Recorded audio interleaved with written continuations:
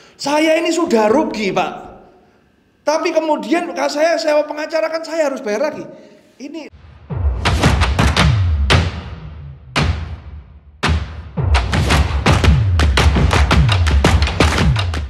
Usaha dengan kartu kredit.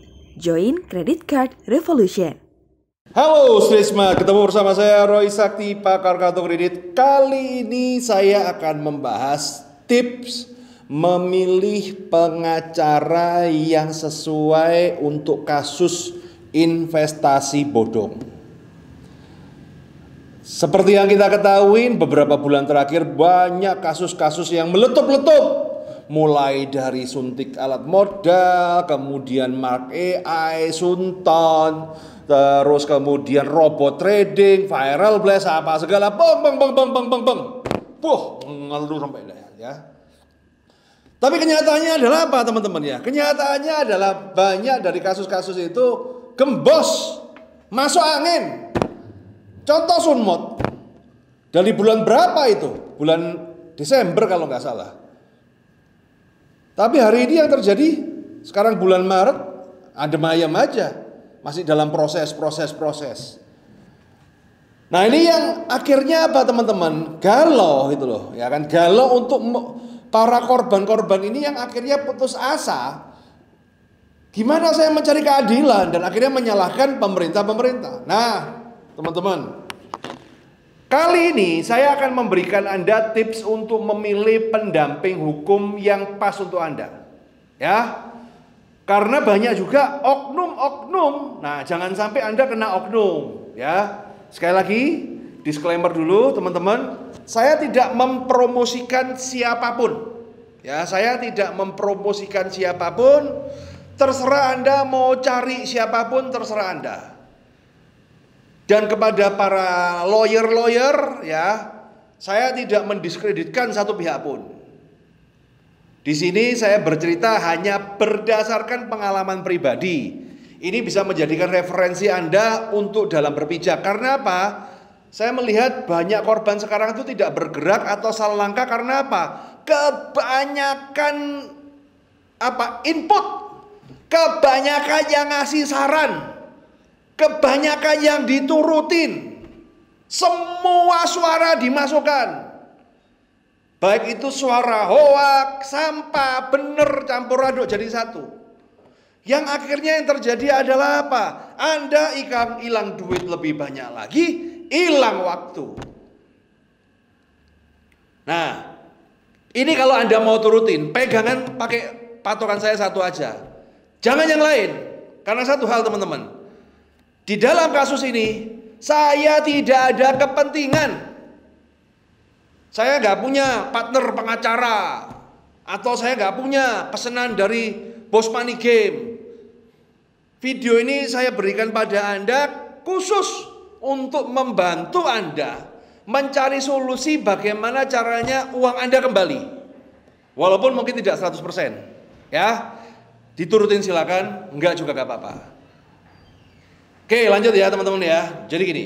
Nah, pertanyaannya, kenapa sih kita perlu seorang lawyer di dalam kasus investasi bodong ini? Ya. Anda cek video saya kemarin yang bersama si Alvin dari LQ Law Firm. Artinya apa gini? Saya tidak terafiliasi apapun sama dia, tapi di situ dia menjelaskan bahwa di dalam istilahnya apa sih? Di dalam istilahnya mencari keadilan, mendapatkan uang kembali, ada beberapa cara. Nah, ada satu cara yang waktu itu saya pertama kali tahu ya dari si Alvin. Yaitu dengan apa? Yang bisa menyita itu polisi. Nah, nanti dari polisi ini nanti dilaporkan ke pengadilan, teman-teman ya. Nah, kemudian dari pengadilan nanti putusannya diminta untuk mengembalikan kepada korban. Nah, waktu saya bahas itu, banyak orang membuli saya, apalagi ketika kontennya di TikTok. Mana dasar hukumnya? Yang benar tuh ya pakai PKPU, ya, pakai perdatanya. Nah, saya dibully tuh Pak, baik dari orang awam ataupun orang hukum. Dan ternyata kemarin Bareskrim ketika ngomong, ternyata benar kan?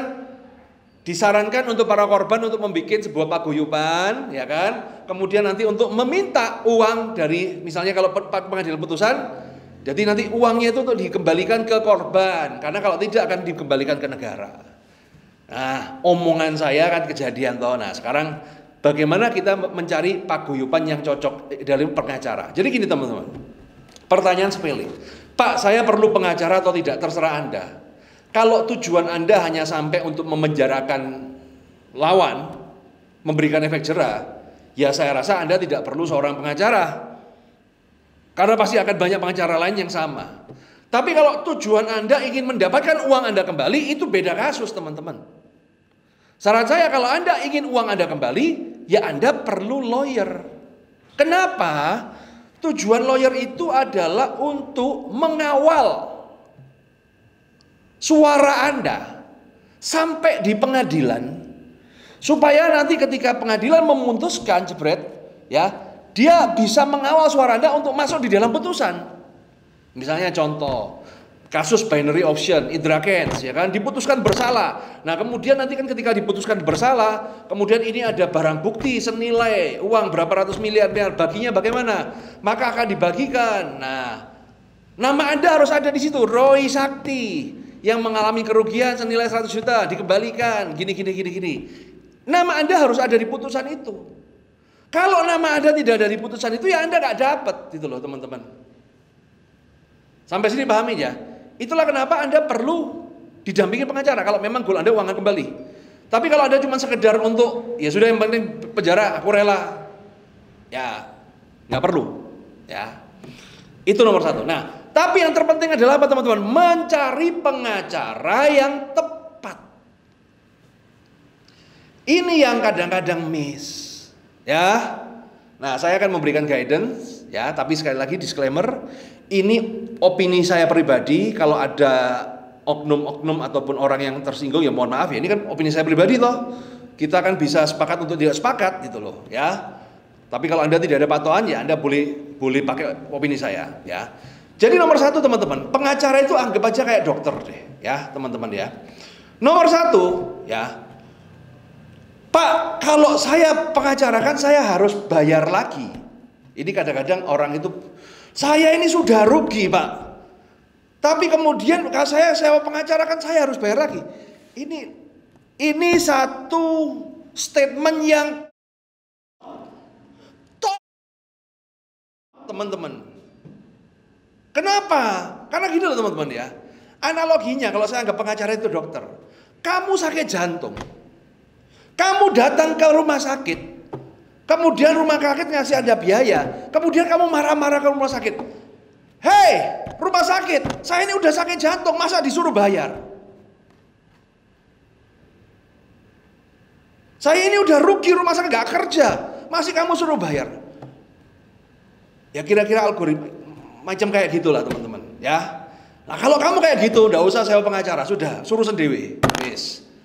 Daripada kamu ngamuk-ngamuk cari masalah, ya. Pengacara itu juga profesi, teman-teman. Pengacara nggak dibayar negara, polisi dibayar negara. Pengacara ya butuh biaya operasional. Yang penting itu kan keluar duitnya cengli, kemudian sesuai dan kerjanya benar. Yang penting itu. Tapi kalau kamu masih punya mindset, saya ini sudah korban Pak, saya sudah rugi Pak. Masa suruh bayar pengacara? Wis nggak usah bayar pengacara, sudah selesai. Nggak usah nonton video ini, skip aja. Nonton Atta Halilintar aja. Bagi-bagi duit giveaway, siapa tahu kamu bisa kembali dari giveaway. Nah. Ya, jadi mindset itu yang harus dipahami dulu teman-teman. Kalau kamu nggak mau rugi ya sudah, jangan pakai pengacara. Jangan salahkan saya juga teman-teman. Nah, kemudian begini teman-teman ya. Kalau kamu sudah siap, ya kan? Kalau kamu sudah siap, baru kita masuk step berikutnya. Anggap aja seorang pengacara itu dokter, teman-teman. Dokter itu ada spesialisnya masing-masing. Pengacara itu berdasarkan pengalaman saya itu ada spesialisnya masing-masing. Ada pengacara yang spesialis urusan perceraian. Ada pengacara yang spesialis perbankan kayak teman saya, Pak Antoni Yuda Timor. Itu kalau sudah urusan Pak Antoni Yuda Timor, Pak Ahmad Junaidi sarjana hukum, itu kalau urusan masalah Pak Junaidi masalah pinjol KPR itu jago. Ya. Ada yang masalah kepailitan, Hotman Paris jago. Ya, ada yang masalahnya khusus masalah pidana, korupsi, kejahatan. Nah, setiap pengacara itu punya spesialisnya masing-masing. Nah, investasi bodong itu keuangan juga Anda, saran saya adalah cari pengacara yang spesialis dengan produk-produk keuangan. Karena kita berbicara memang hukumnya perdata pidana, tapi yang dibahas adalah kasus keuangan. Maka dari itu saran saya, yang berdasarkan pernah saya, carilah pengacara yang backgroundnya adalah punya background keuangan. Carinya di mana? Ya cari sendirilah, gitu ya. Nah, jangan tanya saya lagi, tanya saya nanti dikira saya afiliatornya pengacara, bingung lagi. Saya itu terus aja males referensi teman-teman ya. Dibayar kagak, ada masalah saya yang kena. Cari golongan dewe lah ya. Nah, satu carilah ini. Nah, problemnya teman-teman, semua pengacara itu kalau ditanyain apapun semua pasti diterima ya. Mau pengacara ya kebanyakan lah saya ngomong ya, oknum lah ya kan. Walaupun dia tidak spesialisasi di perbankan, kalau kamu kasih gitu, yang namanya job-joban masa nggak diterima sih? Ya pasti diterima. Cuman beda pemahaman antara orang yang paham hukum dan paham keuangan. Kayak contoh ya kan teman-teman, kalau memang secara hukum pidana saya nggak paham, tapi kalau sudah masalah keuangan, walaupun saya bukan pengacara, masalah perbankan, saya berani diadu. Karena saya paham perbankan. Tapi kalau masalah pidana saya nggak berani, ya teman-teman ya. Nah, itu problemnya berdasarkan pengalaman saya. Sekali lagi ya, ini opini saya. Kalau salah ya sudah, kita itu sepakat untuk tidak sepakat nggak apa-apa. Jangan ada yang tersinggung teman-teman ya. Nah, problemnya semua pengacara itu kalau ada masalah ya kalau diberikan pasti diterima, pasti duit kok. Nah inilah Anda harus mempunyai kebijaksanaan memilih siapa yang mewakilkan yang cocok untuk Anda. Nomor satu, carilah yang memang pengacara di situ ya. Nah kemudian untuk mencari reputasi, ya kan pengacara ini reputasinya bagaimana, Pak? Paling gampang carilah jejak digitalnya. Historis permainannya bagaimana, kan cari aja nama itu kan muncul semua. Dia nanganin kasus yang serupa, ya.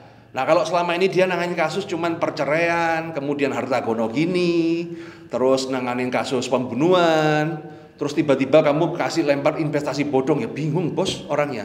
Tapi kalau diterima ya pasti diterima gitu loh teman-teman. Kalau perlu adalah di jejak digital itu carilah pengacara yang memang sudah pengalaman untuk masalah-masalah seperti ini. Nah itu ya satu, carilah yang pengalaman di situ. Yang berikutnya juga teman-teman ya, yang berikutnya carilah pengacara yang integritasnya nggak diragukan. Karena yang paling berbahaya itu kalau pengacaranya masuk angin, menginjak dua kaki. Wah itu sudahlah. Di dalam kasus kalau sudah ketemu oknum, maaf ya, oknum yang model kayak gitu teman-teman, masalah nggak selesai-selesai, keluar terus. Ya mohon maaf kalau ada yang tersinggung. Carilah integritas. Dari mana ya? Dari jejak digital teman-teman.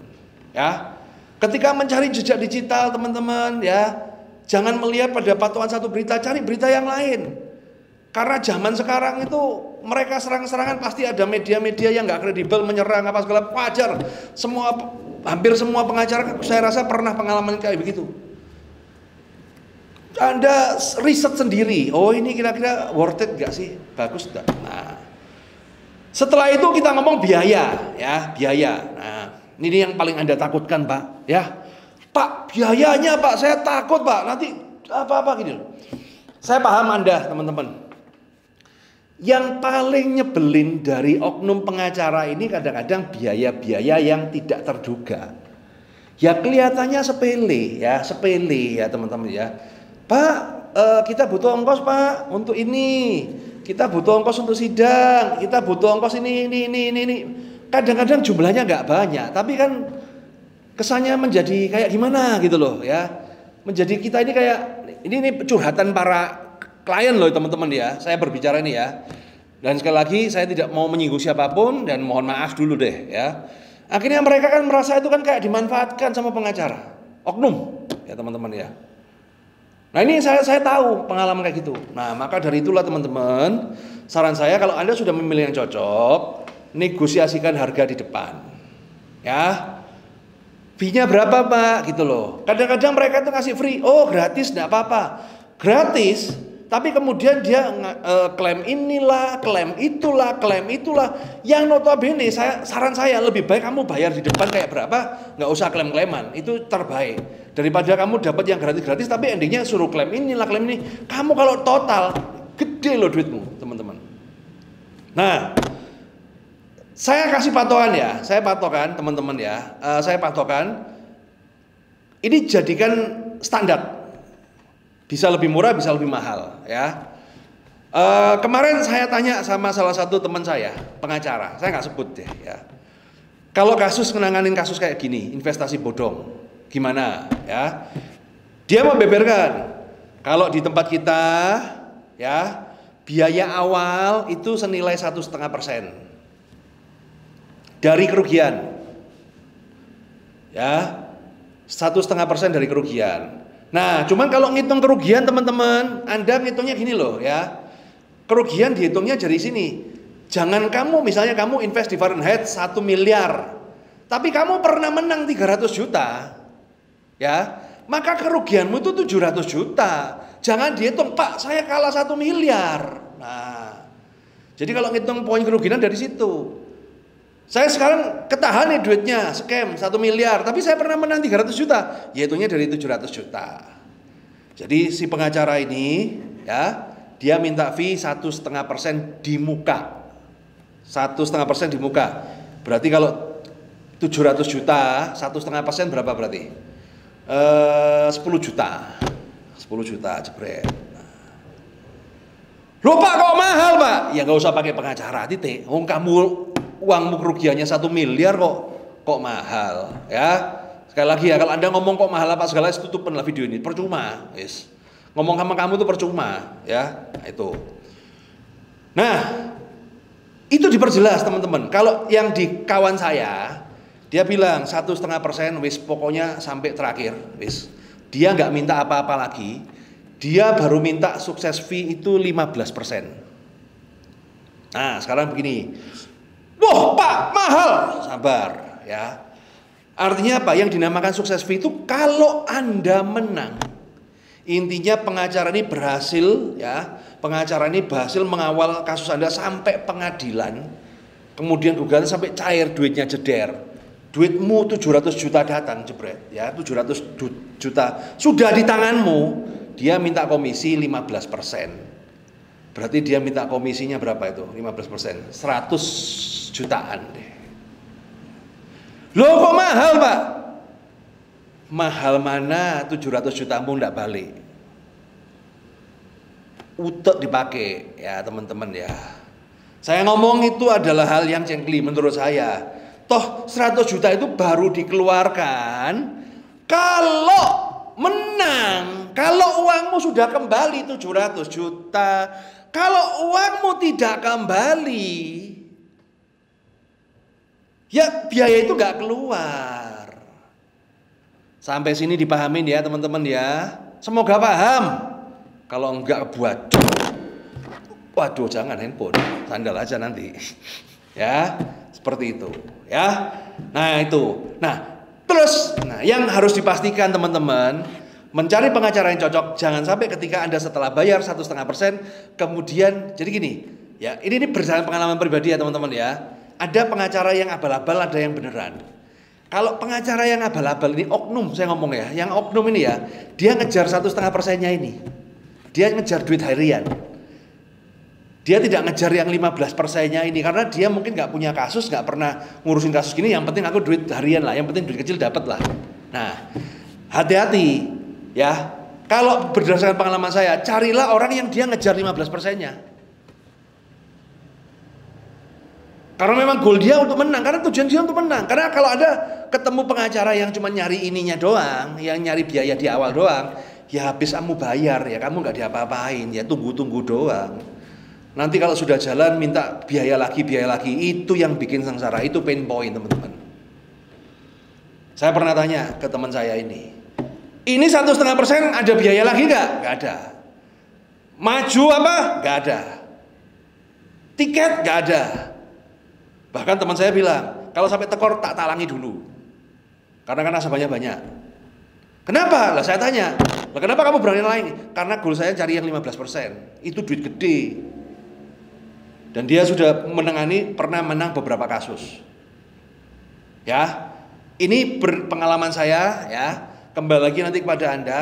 Nah sekarang gini, ada beberapa pertanyaan saya tahan. Ya paham ya. Pak, kalau saya korban, status saya itu di luar Jakarta Pak. Di daerah nih, di Kalimantan, di mana, di Sulawesi, di mana. Pak, enaknya saya cari pengacara yang di kota saya atau di Jakarta. Jadi gini teman-teman ya, berdasarkan pengalaman saya. Kalau tersangkanya sudah ada, barang sitaannya sudah ada, kamu lihat itu ditahan di mana? Ya ditahan di mana? Diurus di mana? Kalau misalnya urusnya di Polda, misalnya Polda Jawa Barat, ya saran saya kamu cari pengacara yang di daerah Bandung. Kalau kasus ini sudah masuk ke Polri, Bareskrim, ya, pokoknya Mabes Polri lah ya. Saran saya cari yang di Jakarta, ya, cari di Jakarta. Langsung lapornya ke Polri. Kenapa? Tersangkanya di situ, barang buktinya di situ. Karena kalau tersangkanya di Polri, barang buktinya di Polri, kamu lapornya ke Polda Bali, ribet.